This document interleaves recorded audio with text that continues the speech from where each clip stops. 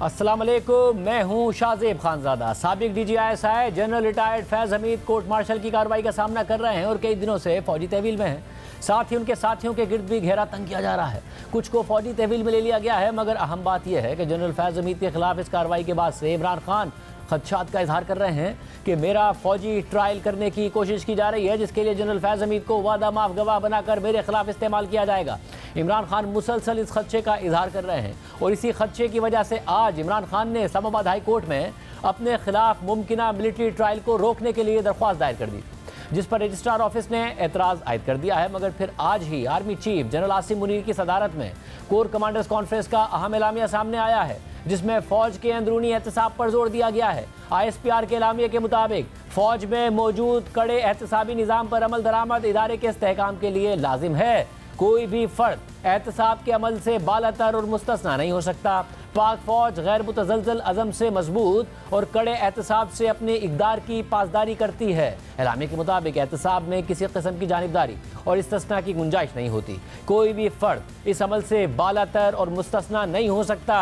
एलामिया के मुताबिक फोरम को खित्ते की सूरत हाल और कौमी सलामती को दरपेश चैलेंजेस पर ब्रीफिंग दी गई। फोरम को बढ़ते हुए खतरात के जवाब में ऑपरेशनल हिकमत अमली पर भी ब्रीफिंग दी गई, जबकि फोरम ने मुल्क खुसूसन बलूचिस्तान और खैबर पख्तूनख्वा में सरगर्म मुल्क दुश्मन क़ुव्वतों की तदारुक पर गौर किया। साथ ही मनफी और तखरीबी अनासिर और उनके पाकिस्तान मुखालिफ अंदरूनी और बैरूनी सहूलतकारों की सरगर्मियों के तदारुक के लिए इक़दाम पर भी गौर किया गया। इलामे के मुताबिक आर्मी चीफ ने एक मजबूत और मौसर कानूनी निज़ाम की फौरी ज़रूरत और अहमियत को तस्लीम करते हुए इस बात पर जोर दिया कि दहशत गर्दों, इंतशार पसंदों और जराइम पेशा माफियात के खिलाफ तेज़ और कानूनी कार्रवाई करने में पाक फौज, हुकूमत, इंतजामी इदारों और कानून नाफिज करने वाले इदारों को जामे ताउन फराहम करती रहेगी। एलामिया के मुताबिक फोरम ने दहशतगर्द नेटवर्क के साथ मिली भगत करके काम करने वाले गैर कानूनी स्पेक्ट्रम के खिलाफ जारी कोशिशों पर भी इत्मीनान का इजहार किया और साथ ही सख्त साइबर सिक्योरिटी इकदाम के जरिए कौमी साइबर स्पेस की हिफाजत की ज़रूरत पर भी जोर दिया गया।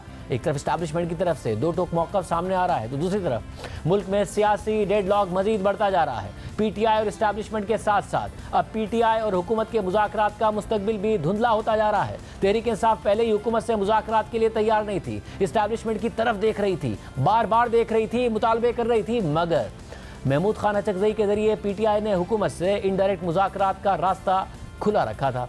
मगर अब लग रहा है कि खुद हुकूमत भी तहरीक इंसाफ से मुज़ाकरात का रास्ता बंद करने की तरफ जा रही है, क्योंकि एस्टैब्लिशमेंट के बाद हुकूमत ने भी PTI से मुज़ाकरात के लिए 9 मई पर मुआफ़ी की शर्त रख दी है, जिससे तहरीक इंसाफ साफ इनकार करती आई और आज भी किया है। कौमी असम्बली में अपोजिशन लीडर और तहरीक इंसाफ के सेक्रेटरी जनरल उमर अयूब ने आज कहा कि हमने मुज़ाकरात के लिए किसी से मिन्नतें तरले नहीं किए, अल्लाह के सिवा किसी से मुआफ़ी नहीं मांगेंगे। इस वक्त सिर्फ इमरान खान साहब ने अचकज़ई साहब को एम्पावर किया हुआ है कि वो पॉलिटिकल पार्टी से जो बातचीत करें वो ज़रूर करें। उसके अलावा हमने न किसी से मिन्नत तरले की है, न कुछ किया। हम लोग माफ़ी मांगते हैं सिर्फ अपने रब्बुल इज़्ज़त के सामने, बाकी और किसी से माफ़ी मांगने की बात नहीं है। 9 मई का जो सिलसिला है वो सामने लाएं, वो CCTV फुटेज लाएं, दूध का दूध पानी का पानी हो जाएगा। अब सूरत हाल ये हो गई है कि 9 मई पर PTI मुआफ़ी मांगने को भी तैयार नहीं है, लेकिन इस्टेब्लिशमेंट से मुज़ाकरात के लिए बेचैन भी नजर आ रही है। मगर इस्टेब्लिशमेंट और हुकूमत 9 मई पर मुआफ़ी मांगने से पहले तहरीक इंसाफ के साथ आगे बढ़ने को तैयार नहीं है। ताहम हालिया दिनों में यह खबर सामने आई थी कि नून लीग ने राना सनाउल्लाह को महमूद खान अचकज़ई से बात करने की जिम्मेदारी दी हुई है और उनका महमूद खान अचकज़ई से राब्ता भी हुआ है। और इस बातचीत के दौरान नून लीग इसरार कर रही है कि PTI के साथ हुकूमती जमातों के मुज़ाकरात बराह रास्त हों। खुद महमूद खान अचकज़ई ने राना सनाउल्लाह से राब्ते की तस्दीक कर दी थी, मगर हुकूमती वुज़रा इससे लाइल्मी का इज़हार कर रहे हैं। साथ ही कल हमारे प्रोग्राम में वज़ीर दिफा ख्वाजा आसिफ ने कहा कि इमरान खान महमूद खान अचकज़ई के जरिए इसलिए बातचीत करना चाहते हैं ताकि कल को मुकर सके। मगर महमूद खान अचकज़ई नून लीग से बातचीत के लिए अभी भी पुरुमीद नजर आ रहे हैं। कल रात को उन्होंने मुज़ाकरात के सवाल पर कहा कि नवाज शरीफ ने कह दिया है कि तमाम इदारों और तमाम सियासी जमातों की मीटिंग बुलाई जाए। अचकज़ई साहब, आप डायलॉग शुरू करेंगे? इनसे तो मोहब्बत हमारी कभी कम हुई नहीं है, आगे क्या बढ़े? तो मियाँ साहब ने कह दिया, बड़े मियाँ ने, कि तमाम इदारों की बशमूल सियासी वो जो भी लोग हैं स्टेक होल्डर की मीटिंग बुलाई जाए ताकि पाकिस्तान को इस मजबूत बुरान से निकाला जाए। वाज़ेह रहे कि हफ्ते को नवाज शरीफ की सदारत में नून लीग के मुशावरती इजलास के बाद नून लीग के ऑफिशियल एक्स हैंडल पर एलामिया जारी किया गया, जिसमें लिखा था कि नून लीग के सदर और साबिक वज़ीर आज़म नवाज शरीफ का बड़ा सियासी फैसला आवाम को रिलीफ देने के लिए मुल्क की तमाम सियासी जमातों, हुकूमतों और इदारों को मिलकर फैसला करने की तजवीज़। नवाज शरीफ ने इजलास से खिताब करते हुए कहा कि मुल्क को मुआशी बहरान से निकालने और आवाम को रिलीफ देने के लिए तमाम सियासी और हुकूमती क़यादत और इदारों को मिलकर बैठकर फैसला करने की ज़रूरत है। इसके बाद ये सवाल उठा कि क्या नवाज शरीफ तमाम सियासी जमातों में तहरीक इंसाफ को भी शामिल कर रहे हैं और उसमें खैबर पख्तूनख्वा हुकूमत भी शामिल है। महमूद खान अचकज़ई समेत सियासी तज्ज़ियाकार इसी बात को PTI से बातचीत के लिए नवाज शरीफ का इशारा करार दे रहे हैं, मगर खुद नून लीग के सीनियर रहनुमा ख्वाजा आसिफ और इरफान सिद्दीकी मुशावरती इजलास में ऐसी कोई बात या बहस होने की तरदीद कर रहे हैं। और दूसरी जानिब आज कौमी असम्बली में JUI के रुकने कौमी असम्बली नूर आलम खान की जानिब से कई बिल्स पेश किए गए हैं, जिनमें सुप्रीम कोर्ट का खुद नोटिस का इख्तियार, तौहीन अदालत के कानून में तरमीम, ओवरसीज़ पाकिस्तानियों को मखसूस नशिस्तें देने और जजेस की अहलियत के लिए दोहरी शहरियत ना होने की शर्त रखने के बिल शामिल थे। जबकि नून लीग के दानियाल चौधरी ने सुप्रीम कोर्ट के जजेस की तादाद 23 करने का बिल कौमी असम्बली में पेश कर दिया, जिसे स्पीकर कौमी असम्बली ने फिलहाल मौखर कर दिया। सिर्फ यही नहीं, आज एक बहुत बड़ी पेशरफ्त हुई है। बलूचिस्तान नेशनल पार्टी के सरबराह सरदार अख्तर मेंगल बलूचिस्तान की सूरत हाल पर हुकूमत पर अदम एतमाद करते हुए, रियासती इदारों पर अदम एतमाद करते हुए, रियासत पर अदम एतमाद करते हुए कौमी असम्बली की रुकनियत से मुस्ताफ़ी हो गए।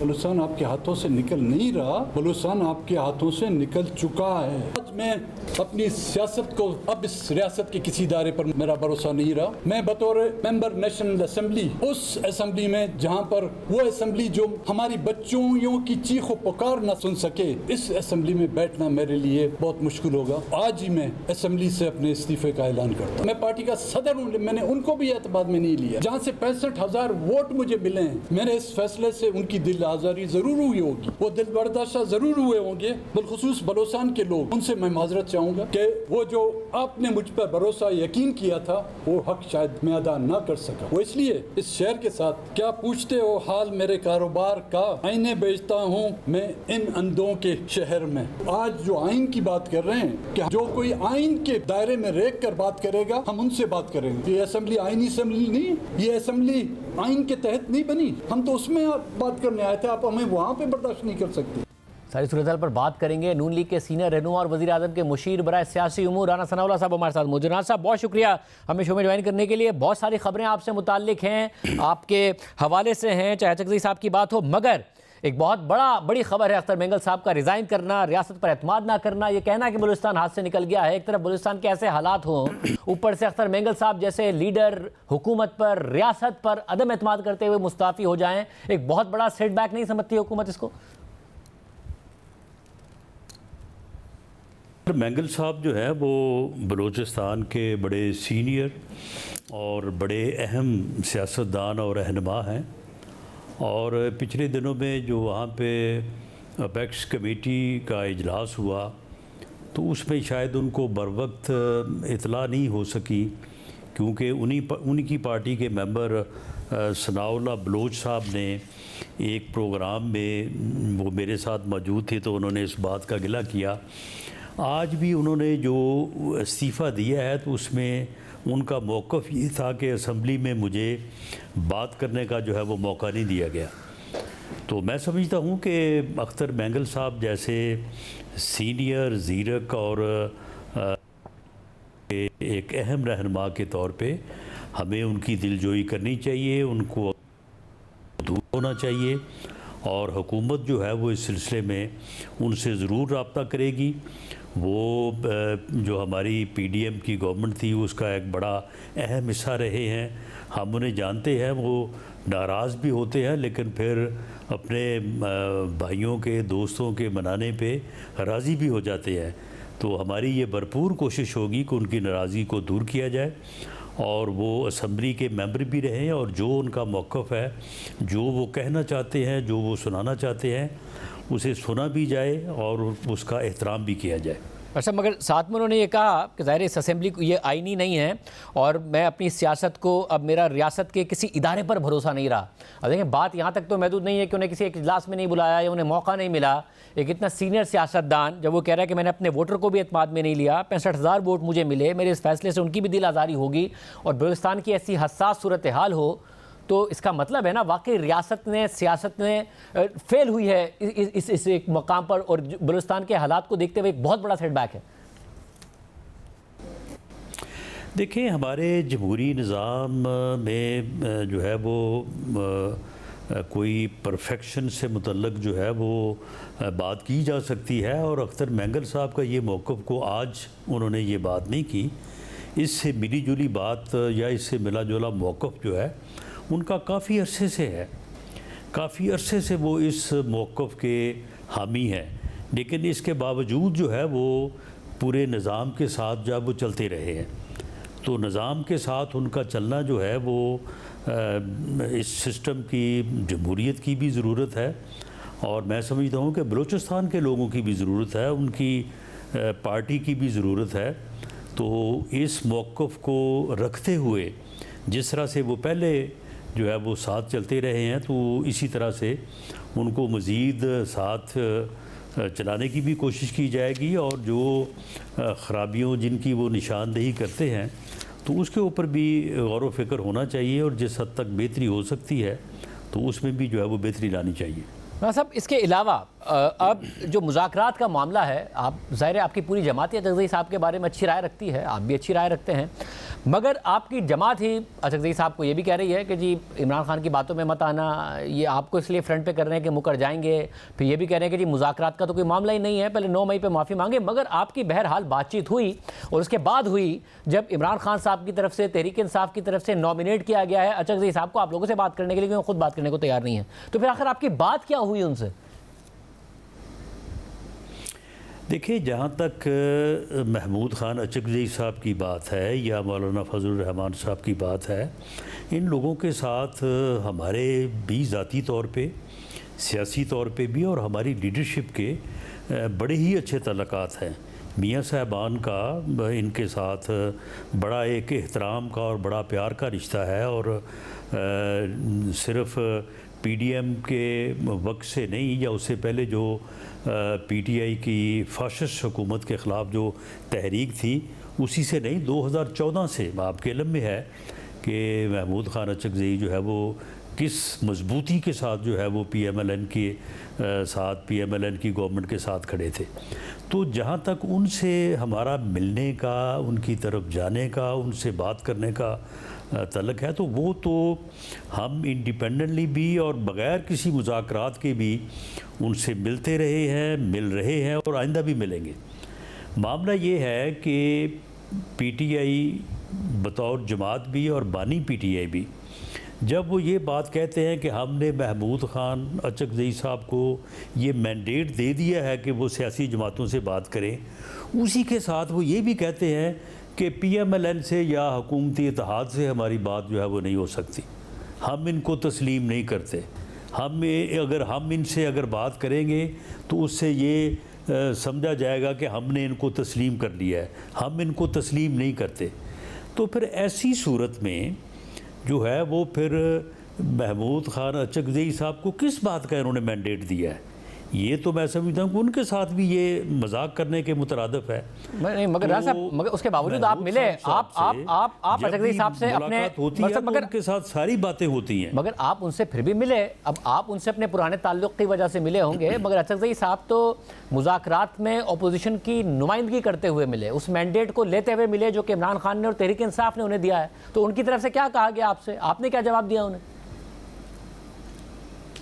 लेकिन देखें, जब भी उनसे मिलते हैं तो फिर मुल्की हालात पे भी, बलूचिस्तान के हवाले से भी जो है वो उनसे सारी बातें होती हैं। ये पिछले दिनों जब उनसे मुलाकात हुई है तो मैंने उनसे यही बात की है कि ये आपको किस किस्म का वो मैंडेट जो है वो कह रहे हैं, वो तो साथ ही ये बात भी करते हैं कि वो हमारे साथ बात करने को जो है वो तैयार नहीं है।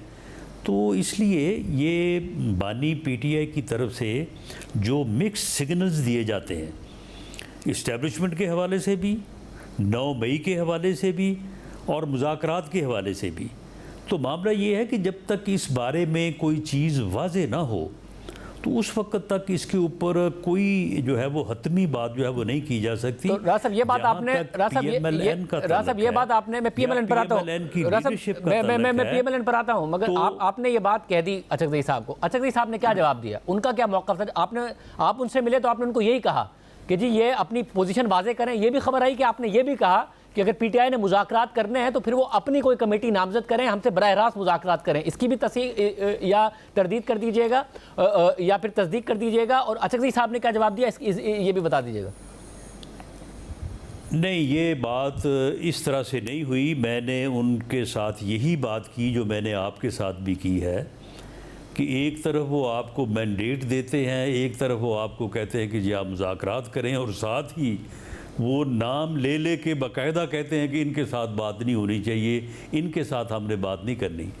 तो इसके ऊपर महमूद खान अचकज़ई साहब बड़े ज़ीरक और बड़े सीनियर सियासतदान हैं। इसके ऊपर उन्होंने ये बिल्कुल इस बात के ऊपर अफसोस का इजहार ही किया, लेकिन उन्होंने साथ ही ये कहा कि इस वक्त जो मुल्क के हालात हैं, इस वक्त जो सूरत हाल हमें दरपेश है और ख़ास तौर पे बलूचिस्तान में, तो उसके ऊपर जब तक सब मिल के नहीं बैठेंगे, एक दूसरे को बर्दाश्त नहीं करेंगे, एक दूसरे से बात नहीं करेंगे, तो मामला जो है वो आगे नहीं बढ़ सकता।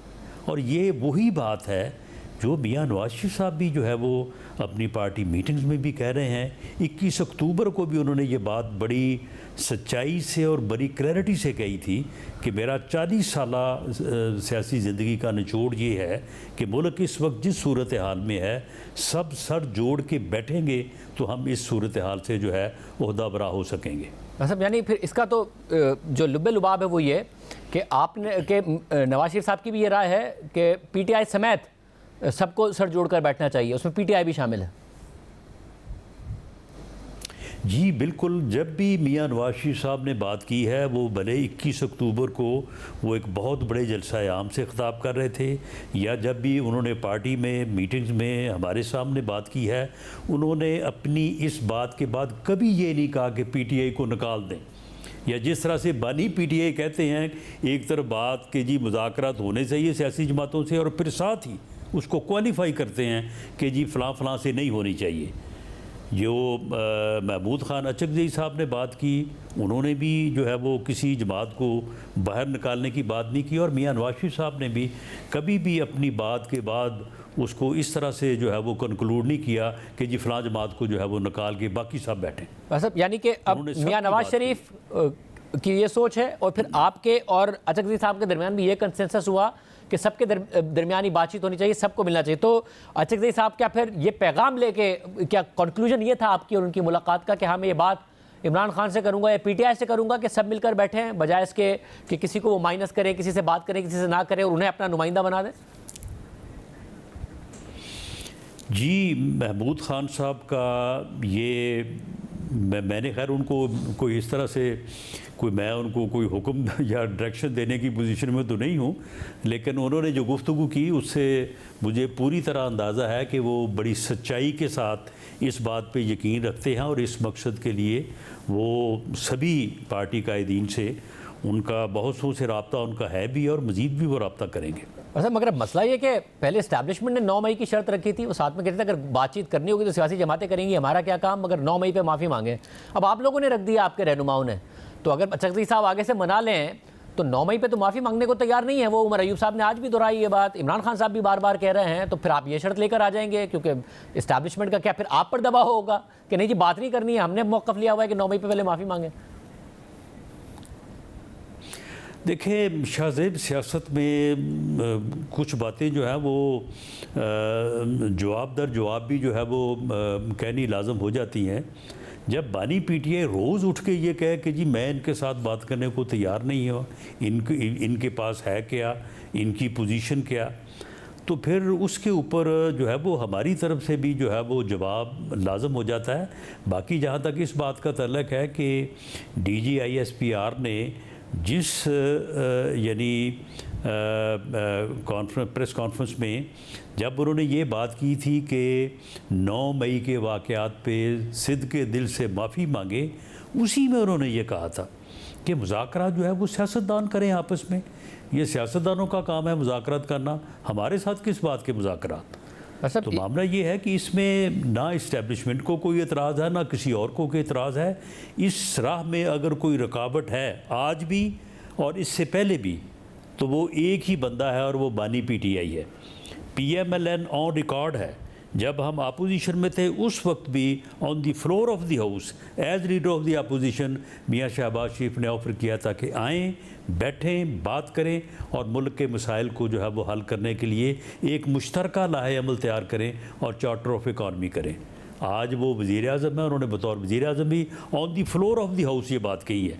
तो जब मियाँ शहबाज शरीफ ने एज़ प्राइम मिनिस्टर ये बात कही कि आएँ, बैठें, बात करें, उन्होंने कतन इस वक्त ये नहीं कहा कि जी पहले आप जाके माफ़ी मांगें और उसके बाद फिर आएँ तो फिर आपके साथ बात करोगे।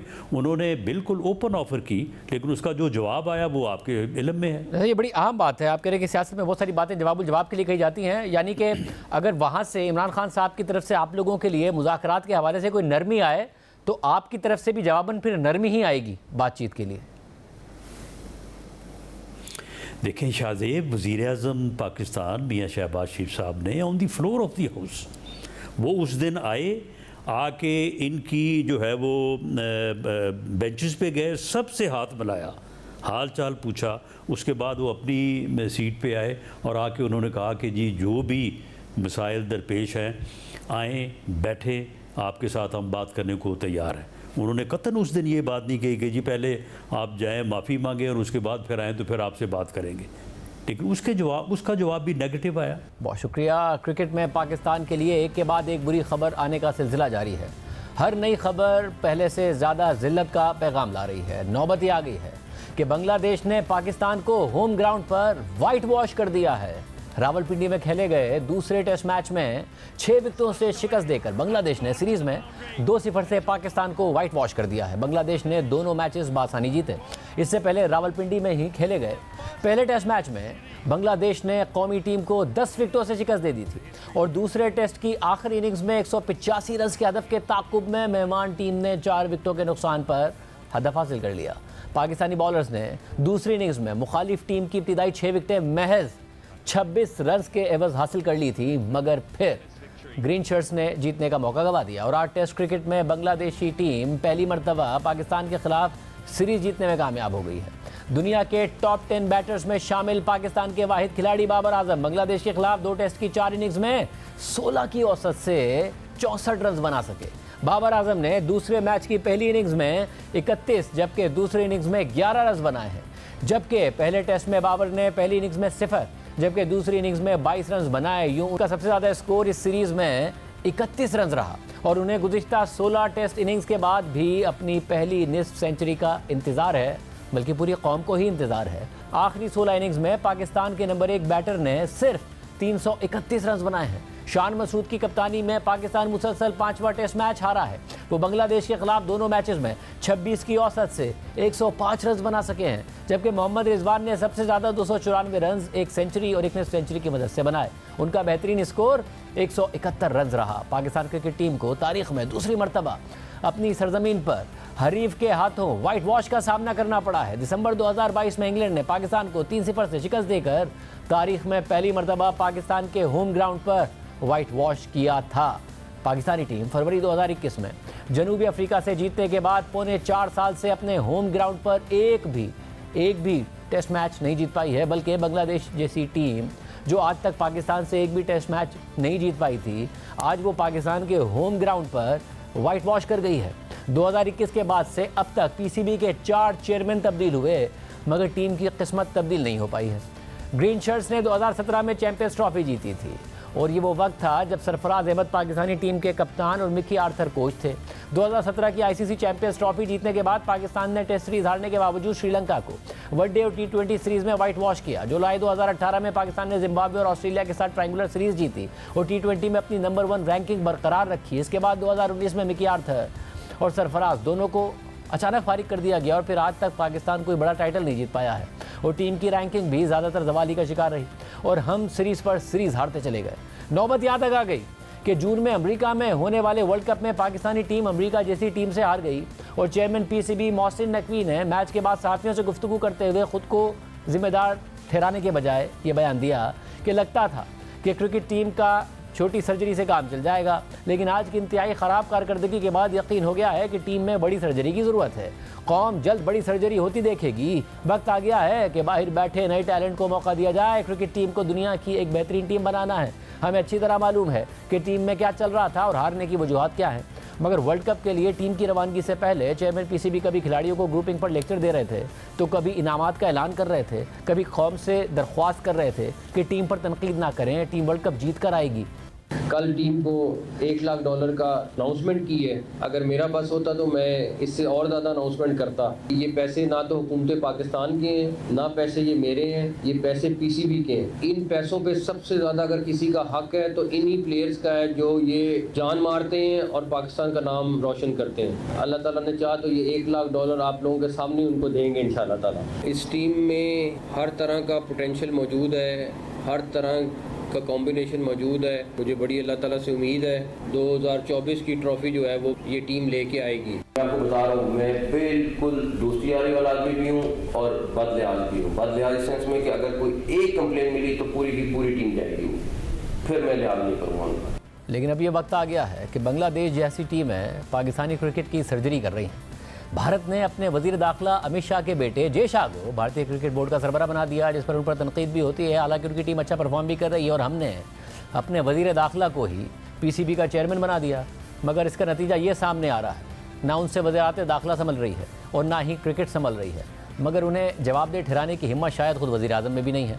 मोहसिन नकवी जब से पीसीबी के चेयरमैन बने हैं वो मुसलसल टीम के साथ दिखाई देते हैं। मार्च में पीएसएल के दौरान उन्होंने पाकिस्तानी खिलाड़ियों से मुलाकात के दौरान कहा था कि अगर मुझे टीम में ग्रुपिंग की एक भी शिकायत मिली तो पूरी टीम घर जाएगी।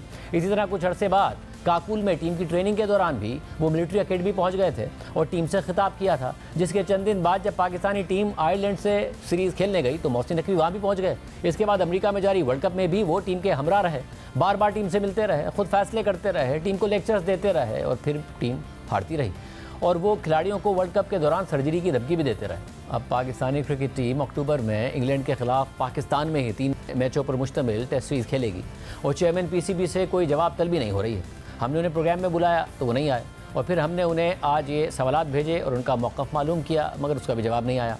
सवाल नंबर 1, आपका एक के बाद एक प्लान और दावा नाकाम हो रहा है। अब तो बांग्लादेश ने भी वाइट वॉश कर दिया है। अक्टूबर में टेस्ट सीरीज़ के लिए इंग्लैंड की टीम पाकिस्तान आ रही है, आपके पास आगे का क्या प्लान है? सवाल नंबर 2, पाकिस्तानी टीम की बदतरीन कारकर्दगी को देखते हुए मुसलसल नाकाम होने वाले प्लेयर्स का कोई बैकअप मौजूद है?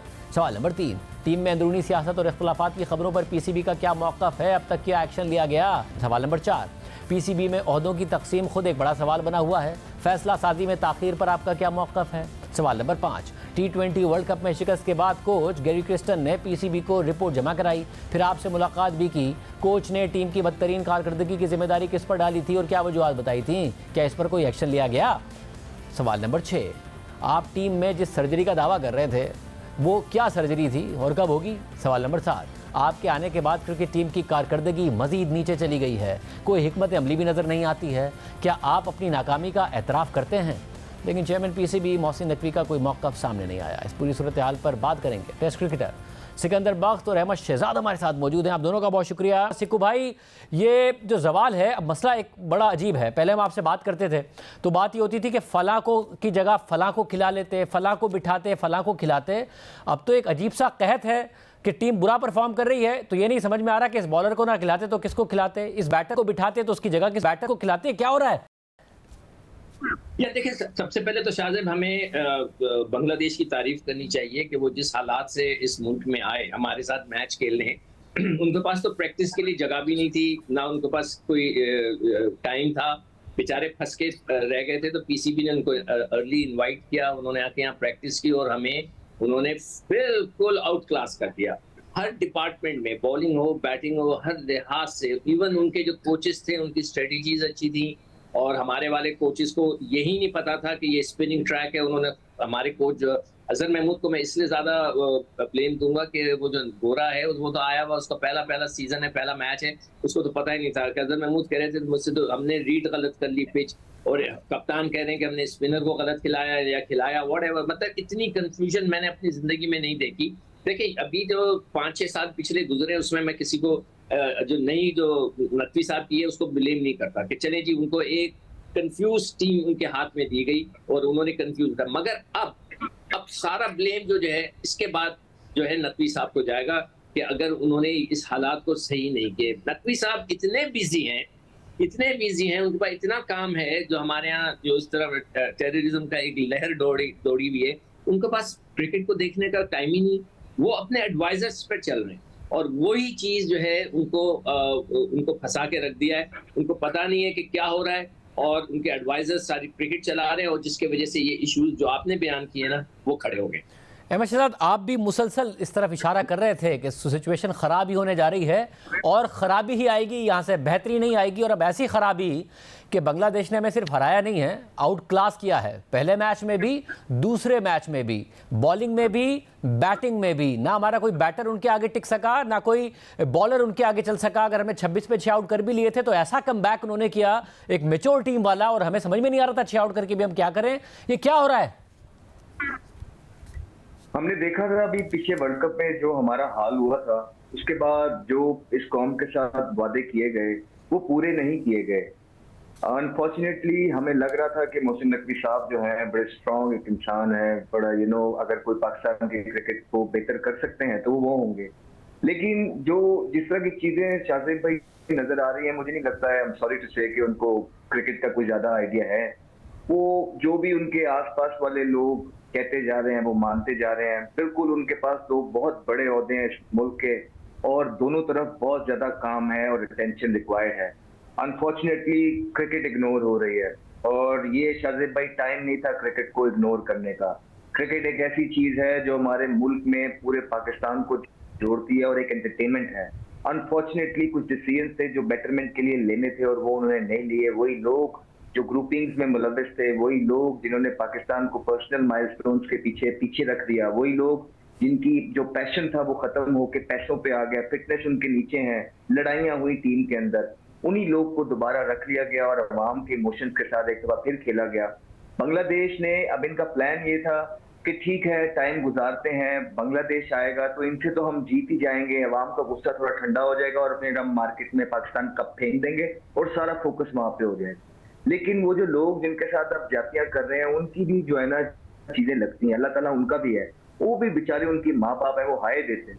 और आपको बांग्लादेश भी जो है ना हरा के चला गया और व्हाइट वॉश करके चला गया। अब आप कौन सा जो है ना डिस्ट्रैक्शन लोगों को देंगे? आप किधर को आप बजवाने की सोच रहे हैं? आप क्या कहेंगे? आप दोबारा से आप जो है ना कल से आप देख लीजिएगा शाहजेब भाई, पाकिस्तान कप की पोस्ट स्टार्ट हो जाएंगी।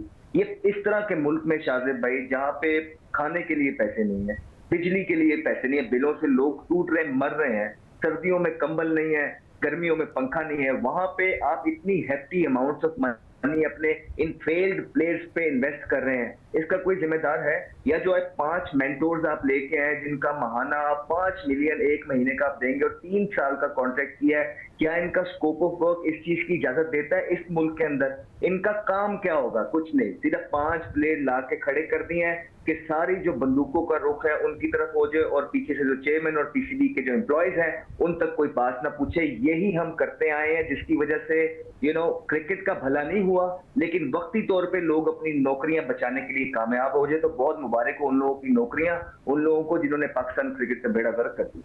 मगर सिकू भाई हुआ एग्जैक्टली क्या है? 2017 में हम चैंपियंस ट्रॉफी जीतते हैं, अच्छी T20 की टीम हमारी, सरफराज अहमद थे, मिकी आर्थर थे, उसके बाद ये अचानक क्या होता है कि हमारे पास दुनिया का नंबर 1 बैटर वो परफॉर्म नहीं कर पा रहा, शाहीन शाह अफरीदी बेहतरीन बॉलर वो नहीं परफॉर्म कर पा रहे। हमें आज जब शान मसूद ने जिक्र किया तो इशारा दिया कि जी T20 खेलते हैं तो टेस्ट अच्छे प्लेयर्स तो नहीं पैदा होंगे, मगर हम तो T20 में अमेरिका से हार गए, वनडे वर्ल्ड कप में हमने नहीं अच्छा परफॉर्म किया। ओवरऑल इतना बड़ा डाउनफॉल कि जो अच्छे हैं खिलाड़ी हैं बैटर और बॉलर वो परफॉर्म नहीं कर रहे और बेंच पे कोई नजर नहीं आ रहा, या कोई ऐसा होगा जी इसको ले आए तो ये बड़ी जबरदस्त बॉलिंग कर देगा या ये टीम को बदल देगा। ये देखिए शाहजेब, हुआ ये है कि क्रिकेट बोर्ड कमजोर हो गया है और लड़के स्ट्रांग हो गए। ठीक है, वो क्यों हुए? इसलिए कि आपने पिछले 6 साल के अंदर आपके पास मानी साहब आए, उसके बाद आपके पास रमीज राजा आ गए, फिर जका अशरफ आ गए, अब जो है नकवी साहब आ गए, बीच में सेठी साहब भी आ गए, तो 5 तो यही हो गए 5 साल में। आप अगर 5-6 सालों के अंदर 5-6 चेयरमैन बदलेंगे तो उसके साथ सिलेक्शन कमेटी भी बदलेगी, कोचेस भी बदलेंगे, स्टाफ भी बदलेगा, मगर जो पीसीबी में काम करने वाले वही लोग हैं। जब लड़कों को ये पता चल जाए कि क्रिकेट बोर्ड खुद ही अपने पैरों पे नहीं खड़ा, घबराया हुआ है, तो वो स्ट्रांग हो गए। जब वो स्ट्रांग हो गए तो बाबर आजम और उनके जो ग्रुप था, जो टोला था, जिसको यही शाहीन कहता था, शाहीन अफरीदी, कि बाबर हमारी रेड लाइन है, उसको कोई क्रॉस ना करे। अब आपस में इनके झगड़े हो गए, तो ये जो रेड लाइन बनाई उन्होंने, तो ये एक लड़कों का ग्रुप हो गया। इस ग्रुप ने किसी और को अंदर नहीं आने दिया। आप ये देखें पाकिस्तान जैसी क्रिकेट टीम के साथ कितना बड़ा अलमिया है कि आपके पास एक स्पिनर नहीं है, कोई क्वालिटी का स्पिनर नहीं है, आपके पास एक क्वालिटी का ऑलराउंडर नहीं है। 2 ऑलराउंडर बांग्लादेश के लिए खेल रहे हैं, मेहदी और शकीब, वो दोनों ने मतलब आउटस्टैंडिंग परफॉर्मेंस दे दी। हमारे पास एक ऑलराउंडर नहीं है। हमारे पास विकेट कीपर एक 37 साल का है जो बेचारा कप्तान है। मैं तो कहता हूँ उसको भी खिलाओ। आप उसको क्यों नहीं खिलाते? इंग्लैंड के खिलाफ उसको खिलाना चाहोगे, सरफराज, आप वहां पर भी यंगस्टर नहीं रखते। आपने किसी को बनाने की कोशिश ही नहीं की। आपने अपने दोस्तों को एकोमोडेट करने के लिए नए बच्चों को लाए नहीं, जिसके वजह से ये बहुत बड़ा एक गैप बन गया। आप मुझे बताएं कि पाकिस्तान जैसी टीम के पास एक स्पिनर नहीं है, नॉट अ सिंगल स्पिनर, और हम जा रहे हैं इंग्लैंड से खेलने। अच्छा, अब एक और अलमिया सुन लें, जो सबसे बड़ा मोहसिन नकवी साहब की जो पीसीबी गलती कर रही है, जो आज से मैं उनको ब्लेम करूंगा, कि हम टेस्ट क्रिकेट खेलने जा रहे हैं अगेंस्ट इंग्लैंड और आप वनडे का टूर्नामेंट करा रहे हैं। कैसे सेलेक्ट करेंगे लड़के वहां से? आप कैसे देखेंगे टेस्ट का टेम्परेमेंट एक रोजा क्रिकेट में? Test cricket is totally entirely different. तो ये तो मैं उनको ब्लेम दूंगा। साहब, और ये अब साहब यहाँ से निकले कैसे, अगर हम इस भंवर में फंस गए हैं कि होम ग्राउंड पर बांग्लादेश से बुरी तरह हारे हैं, और एक होता है कि कोई इक्का दुक्का सीरीज़ हार जाए, इक्का दुक्का मैच हार जाए तो हो कि जी चले टीम फॉर्म में नहीं थी, परफॉर्म नहीं कर रही थी, कोई मसाइल थे। मगर अब तो ये एक सीरीज़ ऑफ इवेंट्स हो गया, T20 वनडे टेस्ट, जिसमें हम हार पे हार रहे हैं, और अब लग रहा है कि हम एक मीडियोकर टीम हो गए हैं जो दुनिया की नंबर 1 टीमों के आगे तो ठहर ही नहीं पा रही है, बुरी टीमों से भी हार रही है। तो कैसे निकले इससे?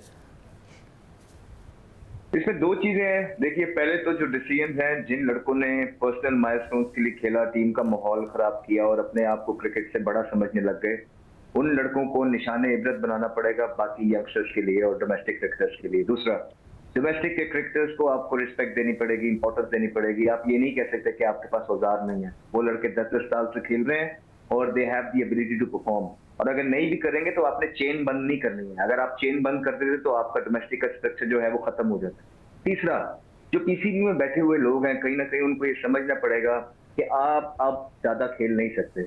अब आप ये जो लड़के हैं, इनको डर लग रहा है पीसीबी में कि अगर इन लड़कों को हमने निकाल दिया और अगर दूसरे किसी को ले आए तो हम एक्सपोज हो जाएंगे। ठीक है, और हम एक्सपोज हो गए तो लोग हमसे पूछेंगे कि यार आपके पास, आपने तो क्रिकेट का तबाह कर दिया है, आपने क्रिकेटर प्लेयर्स बनाने थे, किसकी जिम्मेदारी थी शाहजेब भाई प्लेयर्स बनाने? मैं आपसे पूछता हूँ, पीसीबी की थी ना? ये प्रोग्राम्स वगैरह प्रोग्रामिंग किसने करानी थी? एक सिस्टम कौन चलाता है? पाकिस्तान क्रिकेट बोर्ड की जिम्मेदारी थी। लेकिन उन्होंने क्या किया? उन्होंने ये किया कि उन्होंने आज तक जो लोग 12-12 साल से वहां बैठे हुए हैं, उन्होंने कोई एक ऑलराउंडर अच्छा बनाया? कोई उन्होंने एक स्पिनर बना के दिया हो? आपके पास कोई स्पिनर नहीं, कोई ऑलराउंडर नहीं है। फास्ट बॉलिंग की जो हालात है आपके सामने, ऊपर से टीम के अंदर ग्रुपिंग, आप क्या ही कर सकते हैं? फिर आप पता है क्या करते हैं? जितनी नीचे आपकी टीम चली जाती है ना, उसी तरह आप फिर ना बोलियां लगती हैं। आप फिर वही घूम फिर के नाम ढूंढ के आते हैं, अपने मेंटोर्स आप ले आए हैं जो पाकिस्तान को इस जगह पे लाने के लिए मोस्ट ऑफ देम जिम्मेवार हैं, और फिर वो अपनी बोलियां लगवाते हैं। जितनी मुश्किल में पाकिस्तान की टीम होती है उतनी ज्यादा उनकी बोलियां लगती हैं। काम क्या होता है? जीरो। बिकॉज अभी 3-4-5 महीने बाद ये रजीम चेंज शायद हो जाएगी, उसके बाद वो भी नहीं रहेंगे और उनसे सवाल होगा, वो कहेंगे जी हमें तो टाइम ही नहीं पूरा करने गया। एक चीज आप कर सकते हैं इस टाइम पे और कुछ नहीं कर सकते, वो ये है कि वो जो लड़के जो टीम का माहौल खराब कर रहे हैं, जो सीनियर प्लेयर्स हैं जिनकी फॉर्म नहीं है, उनको आप निकालिए, निशाने इबरत बनाइए, यंगस्टर्स को खिलाइए, वो टीम डेवलप कीजिए। That is the only thing. ये भी आपका टाइम बीइंग है। जहां पे आप क्रिकेट ले गए हैं ना, आपको अब बहुत टाइम लगेगा लोगों के साथ compete करने का। आपकी 8वें नंबर पे जो टेस्ट टीम है ना, ये किसी वजह से है। तो आपने 12-15 साल लगाए हैं इसको यहाँ पे लेके आने में। बहुत मुबारक हो उन लोगों को, वो खुशी मिल गई होगी कि उनको अपनी अपनी जॉब और नौकरियां बचा के पाकिस्तान टीम को इस जगह पे ले आए हैं जहां से सिर्फ अंधेरा और कुछ नहीं। बहुत शुक्रिया। क्रिकेट के हवाले से गुफ्तगू आपने सुनी। मईशत के हवाले से भी कुछ बहुत अहम डेवलपमेंट आई हैं। IMF ने 13 सितंबर तक का शेड्यूल जारी कर दिया है। बहुत सारी तफसीलात आपके सामने रखेंगे ब्रेक के बाद। एक तरफ वजीर खजाना बार बार सितंबर में पाकिस्तान के लिए IMF प्रोग्राम की मंजूरी का दावा कर रहे हैं और दूसरी तरफ IMF ने 9 से 13 सितंबर के इजलास का शेड्यूल जारी कर दिया है, जिसमें एक बार फिर पाकिस्तान शामिल नहीं है। 9 सितंबर के इजलास में भूटान और 13 सितंबर के इजलास में नॉर्वे का केस शामिल है। पाकिस्तान और IMF का स्टाफ लेवल मुआहदा 12 जुलाई को हुआ था और फिर वजीर खजाना ने अगस्त में IMF बोर्ड से प्रोग्राम की मंजूरी की उम्मीद का इजहार किया था, मगर अगस्त गुजर गया, सितंबर आ गया और अब 13 सितंबर तक IMF बोर्ड का शेड्यूल भी आ गया, मगर अभी तक एजेंडे में पाकिस्तान का नाम शामिल नहीं है। इस वक्त मार्केट में सबकी नज़रें IMF की अगली बोर्ड मीटिंग पर हैं और IMF की नज़रें पाकिस्तान की तरफ से बैरूनी फाइनेंसिंग के इंतज़ाम पर हैं। पाकिस्तान को $2 अरब की बैरूनी फाइनेंसिंग का इंतज़ाम करना है। वज़ीर ख़जाना मोहम्मद औरंगज़ेब ने आज कहा कि बैरूनी फाइनेंसिंग का इंतज़ाम करने के करीब हैं और वक्त पर IMF प्रोग्राम IMF बोर्ड से मंजूर हो जाएगा। जो IMF वाली डिस्कशन है, जो स्टाफ लेवल एग्रीमेंट है, उसमें तो जुलाई में हो गया। इस वक्त we are in advance stages in terms of in getting assurances around our external financing और उसमें हम एडवांस स्टेज में हैं। ये वक्त पे ये प्रोग्राम जो है एग्जीक्यूटिव बोर्ड से अप्रूव होगा और इसको एक कामयाब प्रोग्राम बनाएंगे और जैसे प्राइम मिनिस्टर कहते हैं इंशाअल्लाह इसको आखिरी प्रोग्राम भी बनाएंगे। दूसरी तरफ अगस्त के महीने के अदाद-ओ-शुमार आने का सिलसिला जारी है। महंगाई 3 साल की कमतरीन सतह पर आने के बाद आज तिजारती खसारे के अदाद-ओ-शुमार सामने आए हैं, जिसके मुताबिक तिजारती खसारा 11 माह की कमतरीन सतह पर आ गया है। अगस्त में तिजारती खसारा गुज़िश्ता अगस्त के मुकाबले में 21% कम होकर और गुज़िश्ता महीने जुलाई के मुकाबले में 12% कम होकर $1.67 अरब पर आ गया है और इसकी ज़्यादा बड़ी वजह बरामदात में इजाफा है। अगस्त में बरामदात $2.74 अरब रहीं, जो गुज़िश्ता साल अगस्त से 16% ज़्यादा हैं। गुज़िश्ता महीने जुलाई से 19% ज़्यादा हैं, जबकि दरामदात $4.4 अरब रहीं, जो गुज़िश्ता साल अगस्त से 1% कम मगर जुलाई से 5% ज़्यादा है। यानी अगर तरसीलात ज़र ने गुज़िश्ता माह का रुझान बरकरार रखा तो पाकिस्तान अगस्त में करंट अकाउंट सरप्लस दे सकता है। वज़ीर ख़जाना ने करंट अकाउंट, तिजारती खसारे, ज़र मुबादला के ज़खायर और करेंसी के इस्तेहकाम पर इत्मीनान का इज़हार करते हुए बताया कि बैरूनी कंपनीज़ के डिविडेंड्स और LCs का सारा बैकलॉग क्लियर हो चुका है और महंगाई सिंगल डिजिट में आ गई है। उन्होंने इस उम्मीद का भी इज़हार किया कि शरह सूद में महंगाई के मुताबिक कमी आएगी।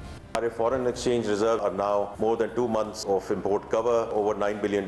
करेंसी हमारी स्टेबल है। जो हमारे ट्विन डेफिसिट्स हैं, जो करंट अकाउंट डेफिसिट है, दैट्स इन चेक। अब इन सारी चीजों का जो फायदा हुआ, जितना हमारा बैकलॉग था पिछले 18 से 24 महीनों में, whether was import LCs, import contracts, हमारी डिविडेंड्स और प्रॉफिट रेमिटेंसेस रुकी हुई थी, वो सारा बैकलॉग जो है वो क्लियर हो चुका है। इन्फ्लेशन का नंबर है कि 38% पे ये पीक हुआ। इस साल तो अब 9.6% आ गया है। जो इन्फ्लेशन जो बतदरीज नीचे आ रही है, उससे आप पॉलिसी रेट भी बतदरीज नीचे आ रहा है। जो पॉलिसी रेट है और जो इंटरेस्ट रेट्स हैं वो आप इन्फ्लेशन के मुताबिक नीचे जाते देखेंगे। जो 2 रेटिंग एजेंसीज हैं हमारी, फिच एंड मूडीज, दोनों ने हमारी रेटिंग में 1 नॉच उसको इंक्रीज किया है। ये एक एक्सटर्नल रिकग्निशन है कि जो मईशत है वो सही सिम्त की तरफ जा चुकी है।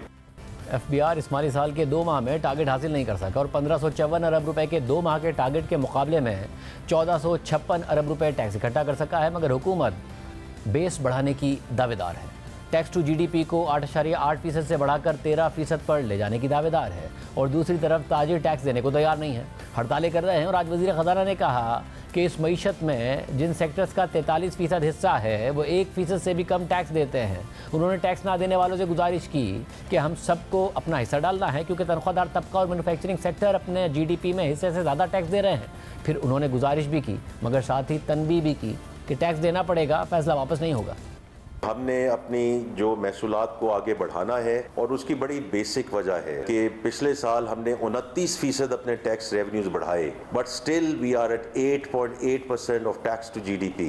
देखिए ये सस्टेनेबल, कोई भी मुल्क इस लेवल पे सस्टेनेबल नहीं हो सकता। उसकी सिम्त जो हमने कहा है कि 13% से ऊपर लेकर जाना है। We will have to be absolutely clear about the implementation and execution. मेरी आप सबसे इस्तदा है कि 43% of the sectors in this economy pay less than 1% tax। देखिए हमें सबको मिलकर एक कलेक्टिव एफर्ट करनी है, एक कलेक्टिव गुजारिश करनी है कि आप इसका बोझ इकट्ठे संभालिए। We all have to contribute because otherwise we will keep on going to the same for more। और वहां भी अब हमारे पास कोई गुंजाइश नहीं रही। जो तनख्वाहदार तबका है, जो मैन्युफैक्चरिंग इंडस्ट्री है, they are already paying way above what they are contributing to the GDP. तो ये हम कब तक इसी तरह चलते रहेगा और कब तक ये मुल्क ऐसे ही चलता रहेगा? तो जितने मेरे होलसेलर्स, डिस्ट्रीब्यूटर्स, रिटेलर्स, हमारी दोबारा आपसे गुजारिश है, ये गुजारिश है कि आप अपना कदम आगे लेकर जाइए to contribute to the country's economy. ये महसूलात के बेसिस पे ही मुल्क चलते हैं, चैरिटी से मुल्क नहीं चलते। But one thing I want to be very clear, this is not going to be taken back, because अगर हमने ये किया तो बाकी जो तबकात हैं, जो इस वक्त वो नाला हैं, वो और मुश्किल में चले जाएंगे। अब आम बात यह है कि एक तरफ शुरू के 2 माह में एफबीआर को 98 अरब रुपए का शॉर्टफॉल है, तो दूसरी तरफ हुकूमत को पेट्रोलियम डेवलपमेंट लेवी की मद में शॉर्टफॉल का सामना करना पड़ सकता है। इस वक्त पेट्रोल और डीजल पर हुकूमत 60 रुपये फी लीटर पेट्रोलियम लेवी इकट्ठा कर रही है। पूरे साल के लिए हुकूमत ने 1281 अरब रुपए का टारगेट रखा है। मगर मसला यह है कि पाकिस्तान में इस माली साल के इब्तिदाई 2 माह में पेट्रोलियम मसनूआत की फरोख्त में 12% की कमी आई है, जिसकी वजह डिमांड में कमी के साथ साथ स्मगलिंग भी है। और जेएस ग्लोबल की रिसर्च के मुताबिक अगर पेट्रोलियम मसनूआत की सेल्स इस माली साल के बाकी 10 माह में भी इसी तरह रही तो हुकूमत 1281 अरब रुपए के टारगेट से तकरीबन 400 अरब रुपए कम इकट्ठे कर पाएगी। और अगर हुकूमत ने पेट्रोलियम लेवी फी लीटर 60 रुपए से बढ़ाकर 70 रुपए कर दी तो भी सेल्स में इस कमी के साथ हुकूमत बाकी 10 माह में 1281 अरब रुपए के टारगेट के मुकाबले में 975 अरब रुपए इकट्ठा कर पाएगी, यानी तकरीबन 300 अरब रुपए का शॉर्टफॉल होगा। जेएस ग्लोबल की रिसर्च के मुताबिक बाकी 10 माह में 1281 अरब रुपए पेट्रोलियम लेवी का टारगेट पेट्रोलियम मसनूआत की सेल्स में 35% इजाफे के बाद ही मुमकिन है, जबकि अगर पेट्रोलियम लेवी को फी लीटर 60 रुपए से बढ़ाकर 70 रुपए कर दिया जाए तो भी सेल्स में तकरीबन 15% का इजाफा दरकार होगा ताकि टारगेट हासिल किया जा सके। अब देखते हैं कि हुकूमत इस हवाले से क्या इकदाम करती है, क्योंकि फ़िलहाल तो इब्तिदाई 2 माह में पेट्रोलियम मसनूआत की सेल्स में 12% की कमी रिकॉर्ड की गई और अब बैनुल-अक़वामी मार्केट में तेल की कीमतें गिर रही हैं, आज भी बहुत ज़्यादा गिरी हैं। तो हुकूमत आइंदा क्या फ़ैसला करेगी, PDL बढ़ाएगी या फिर मसनूआत की कीमतों में कमी करेगी, ये देखना होगा। आज के प्रोग्राम में इतना दीजिए, अल्लाह हाफ़िज़।